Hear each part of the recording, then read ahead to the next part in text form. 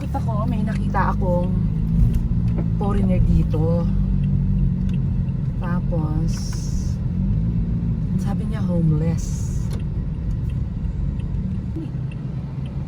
I'm hungry, I'm broken. Please help chance for change. Hindi pa ako naan, wala yung light yan. Hindi pa ako na yan.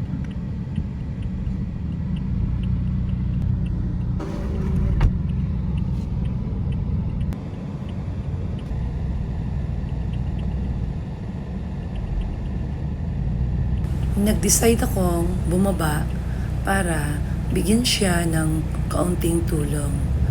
Pero nagtanong ako sa kanya kung bakit nandito siya sa Pilipinas at kung bakit naghihingi siya ng tulong.